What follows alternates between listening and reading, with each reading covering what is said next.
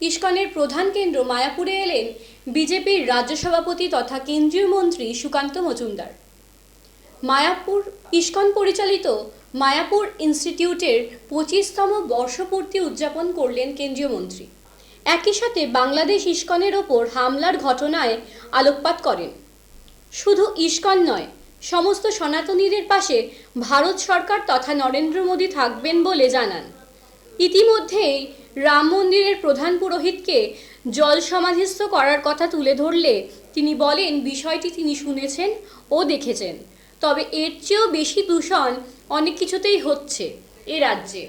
অন্যদিকে কুম্ভ মেলায় যাওয়ার পথে বিভিন্ন সময় ট্রেনে পাথর ছুঁড়ে ভাঙচুর করা এবং সাধারণ মানুষের ওপর আক্রমণ প্রসঙ্গে কেন্দ্রীয় মন্ত্রী বলেন, একটা বড় কিছু করতে গেলে অনেক বাধা বিপত্তি আসে, এটাও তেমন একটা। Had a mission to attract people all over the world to come and study our heritage, traditional tradition and culture, Vedic culture of India.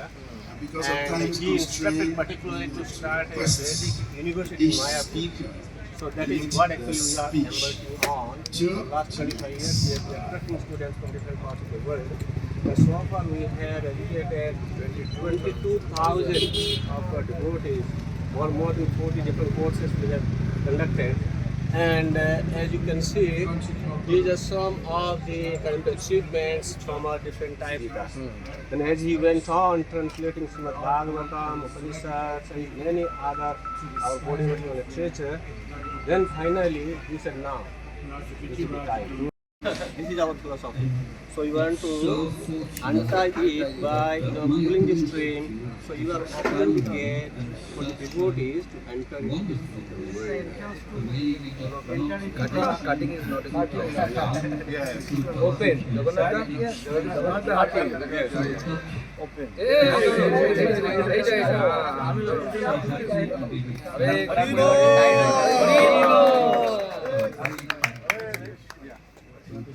অনুষ্ঠানে যোগ দিতে এসেছেন এবং সেখানে একটা প্রদর্শনী আপনি ঘুরে দেখলেন, তারপরে আপনাকে মঞ্চেও আপনি আপনার বক্তব্য পেশ করলেন।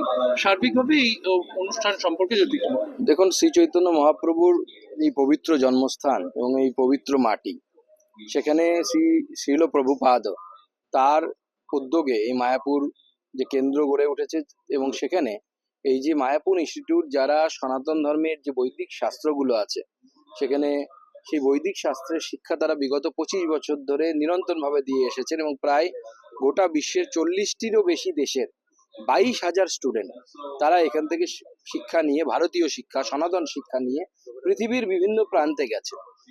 এটা একটা বিরাট বড় অ্যাচিভমেন্ট এবং সেই জন্য সেই উপলক্ষে আমি এসেছি। আমি এই মায়াপুর ইনস্টিটিউটের সাথে সংযুক্ত প্রভুদের, ছাত্রদের, শিক্ষার্থীদের এবং যারা এই ভারতবর্ষের যে চিরন্তন শিক্ষা, যা মানুষকে ভালো করে বাঁচতে শেখায়, ঠিক মতো বাঁচতে শেখায়, সেই শিক্ষা গোটা বিশ্বে ছড়িয়ে দেওয়ার যে কাজ করেছেন তার জন্য তাদের প্রত্যেককে সাধুবাদ জানাই এবং আমার আশা আগামী দিনে ইনস্টিটিউট আরো বড় একটা মহিরুহে পরিণত হবে। চন্দ্রোদয় মন্দির ইসকনের যে আমরা মূল যে মন্দির চত্বর, সেখানেও আপনি দীর্ঘক্ষণ ছিলেন, দর্শন করলেন, কি বলবেন?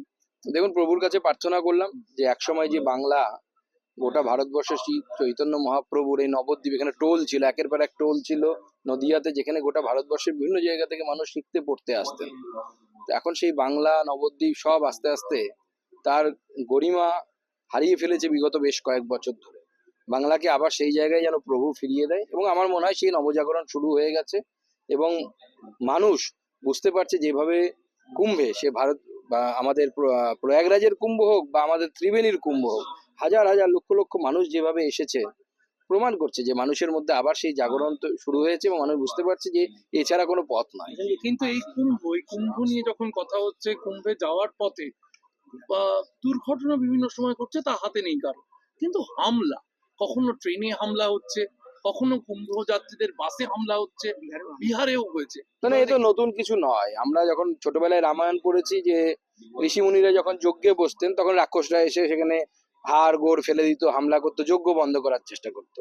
রাক্ষস তখনও ছিল, এখনো আছে।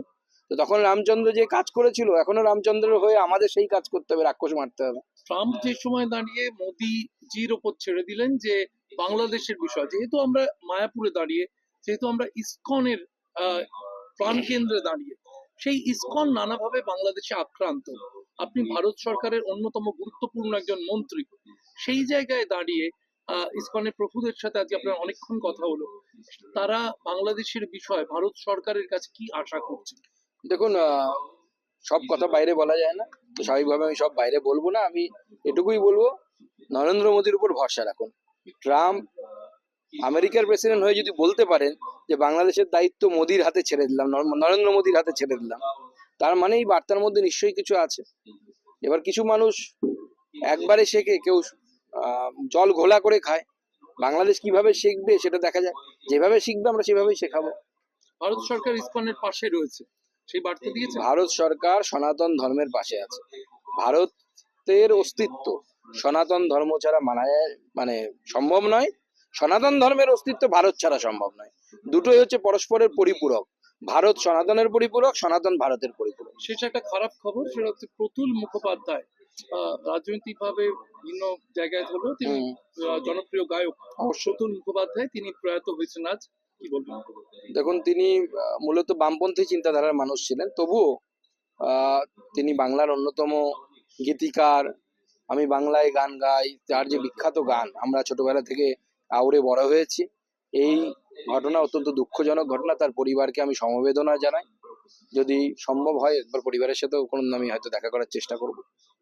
শেষ প্রশ্ন, একটা ছবি ভাইরাল হয়েছে ইতিমধ্যে যে রাম মন্দিরের প্রধান পুরোহিতকে এরকম গঙ্গায় সমাধিস্থ করা হচ্ছে। তবে নমামি গঙ্গে যেখানে প্রচার করা হচ্ছে, সেখানে কি কোনো রকম দূষণের কোনো এই বিষয়টি কি সামনে আসছে? দেখুন, এই বিষয়ে আমার এই মুহূর্তে জানা নেই। একটা ছবি শুনেছি আমিও মিডিয়ার মুখে। সরকার নিশ্চয়ই দেখবে এই বিষয়ে কি করা যায়।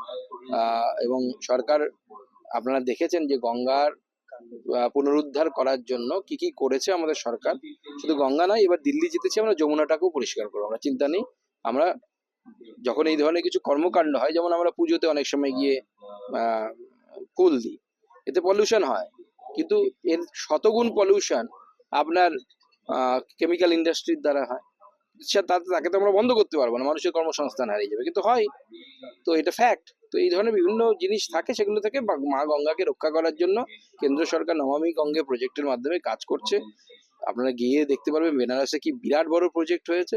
আগামী দিনে এই প্রজেক্ট চলবে এবং মা গঙ্গা, মা যমুনা, সেগুলো আমাদের বাংলার আমাদের ভারতবর্ষের ধরোহর, আমাদের ভারতবর্ষের প্রাণ, লাইফ লাইন বলতে পারেন। তো সব নদীগুলো ভারত যেহেতু নদীমাতৃক দেশ, তো স্বাভাবিকভাবে তাকে বাঁচানো আমাদের দায়িত্ব। ধন্যবাদ।